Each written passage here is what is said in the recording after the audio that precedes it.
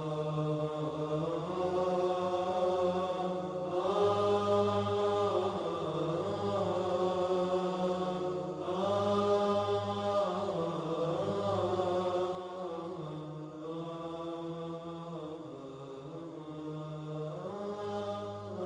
علیکم۔ آج ہم ایک بہت خاص دعا پر بات کر رہے ہیں۔ وعلیکم السلام۔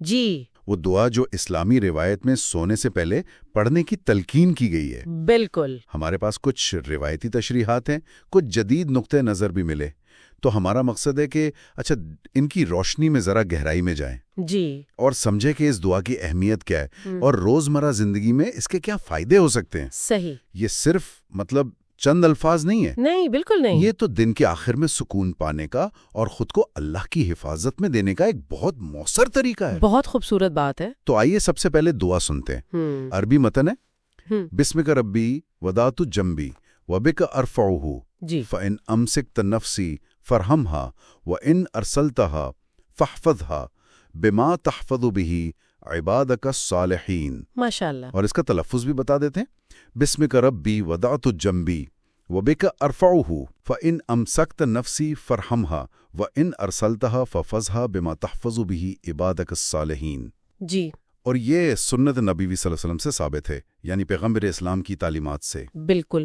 اور اس کا اگر سادہ اردو ترجمہ دیکھیں تو وہ کچھ یوں ہے: اے میرے رب، تیرے نام سے میں نے اپنا پہلو رکھا، یعنی لیٹا۔ ہاں، یعنی لیٹا، اور تیری ہی مدد سے اسے اٹھاؤں گا۔ اچھا۔ اگر تو میری روح کو روک لے، مطلب نیند میں اگر موت آ جائے تو اس پر رحم فرما، اور اگر تو اسے واپس بھیج دے، یعنی صبح زندگی ملی، تو اس کی حفاظت فرما جس طرح تو اپنے نیک بندوں کی حفاظت فرماتا ہے۔ سبحان اللہ، یہ ترجمہ ہی کافی گہرا ہے۔ جی، بہت۔ تو جو مختلف ذرائع ہم نے دیکھے، ان میں اس دعا کی کس بات پر زیادہ زور ہے؟ کیا چیز اسے اتنا خاص بناتی ہے؟ دیکھیں، ایک جو بنیادی نقطہ بار بار سامنے آتا ہے نا، وہ ہے سپردگی کا تصور۔ سپردگی۔ جی، یہ دعا سونے کے عمل کو صرف ایک جسمانی ضرورت نہیں رہنے دیتی۔ اچھا، بلکہ یہ ایک روحانی منتقلی بن جاتی ہے۔ آپ شعوری طور پر یہ مانتے ہیں کہ بھئی ہم اپنی نیند پر، اپنی زندگی پر، یہاں تک کہ اپنی موت پر بھی قادر نہیں ہے۔ صحیح۔ سب کچھ اللہ کے اختیار میں ہے۔ تو جب آپ کہتے ہیں تیرے نام سے پہلو رکھا، تو یہ ایک طرح سے وہ دن بھر کی ذمہ داریوں کو، کنٹرول کو چھوڑ کر خود کو ایک بڑی طاقت کے حوالے کرنا ہے۔ واہ، یہ سپردگی والی بات تو واقعی دل کو لگتی ہے۔ کیا اس کو آج کل کے حساب سے بھی دیکھا گیا ہے؟ جو اتنا سٹریس اور پریشانی ہے، بالکل، اس سے نجات کے لیے ایک طرح کا لیٹنگ گو؟ یقیناً، یقیناً۔ کئی مبصرین نے اس نقطے کو اٹھایا ہے۔ دیکھیے، دن بھر کے مسئلے مسائل، ناکامیاں، کل کا خوف، ہاں وہ تو ہے، ان سب کا بوجھ لے کر سونا پرسکون نیند میں سب سے بڑی رکاوٹ بنتا ہے۔ صحیح کہا۔ تو یہ دعا آپ کو ترغیب دیتی ہے کہ یہ سارے بوجھ اللہ کے حوالے کر دیں۔ آپ حفاظت بھی مانگ رہے ہیں، رحمت بھی مانگ رہے ہیں۔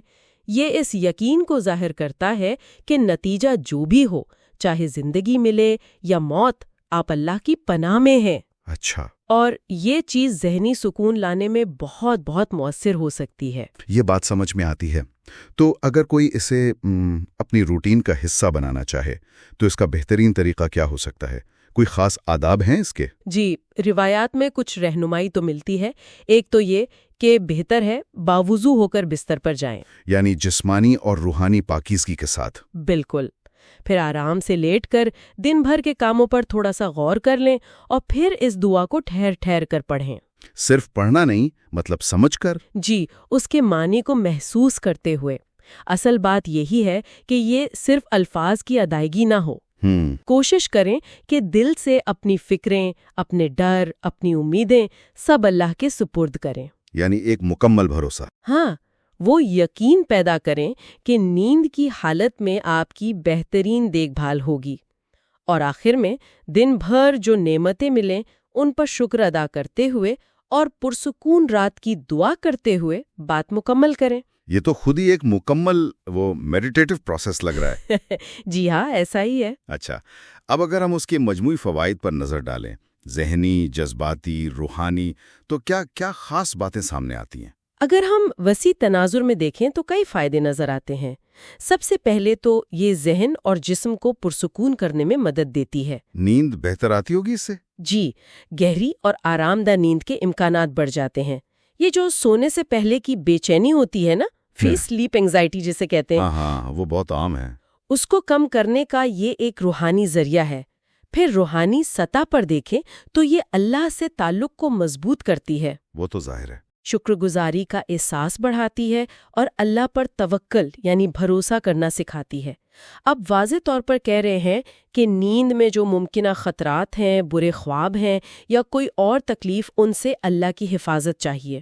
صحیح، اور شاید یہ دن کے اختتام پر ایک مثبت ذہنی رویہ بنانے میں بھی مدد دیتی ہوگی۔ بالکل، یہ ایک موقع بن جاتا ہے خود احتسابی کا۔ اچھا، کہ دن کیسا گزرا، کیا بہتر کر سکتے تھے، کن باتوں پر شکر ادا کرنا ہے۔ یہ معافی مانگنے اور اگلے دن کے لیے ایک نئی امید پیدا کرنے کا بھی ذریعہ بن سکتی ہے۔ تو یہ صرف نیند کی دعا نہیں رہی؟ نہیں، یہ دن کو ایک مثبت اور پرسکون انداز میں مکمل کرنے کا طریقہ ہے۔ تو خلاصہ یہ ہوا کہ یہ دعا جو ہے یہ الفاظ سے کہیں زیادہ ہے، بہت زیادہ۔ یہ رات کو ذہنی اور روحانی سکون پانے کا، دن بھر کی پریشانیوں کو وہ سپرد خدا کرنے کا اور ایک نئے دن کے لیے تازہ دم ہونے کا ایک بڑا طاقتور ذریعہ ہے۔ جی ہاں، میرا مشورہ تو یہی ہوگا کہ اس دعا کو اپنی رات کا حصہ بنانے کی کوشش کرنی چاہیے۔ اس کے معنی کو اپنے اندر اترنے دیں، اپنی پریشانیوں کو سچ مچ اللہ کے سپرد کریں اور پھر دیکھیں کہ یہ آپ کی نیند پر، آپ کے مجموعی سکون پر کیا اثر ڈالتی ہے۔ انشاءاللہ۔ امید ہے کہ راتیں پرسکون گزرے اور صبح تر و تازہ ہو۔ آمین۔ اور جاتے جاتے ایک نکتہ شاید سوچنے کے لیے چھوڑ سکتے ہیں ہم۔ جی ضرور۔ یہ جو رات کو مکمل سپردگی اور بھروسے کی مشق ہے، یہ ہمیں دن کے وقت کے لیے کیا سکھاتی ہے؟ کیا ہو اگر ہم دن کے جو چیلنجز ہیں، جو غیر یقینی صورتحال ہے، اس کا سامنا کرتے ہوئے بھی اسی بھروسے اور سپردگی کے اصول کو زیادہ شعوری طور پر اپنائیں؟ بہت گہری بات ہے، اس پہ ضرور غور کرنا چاہیے۔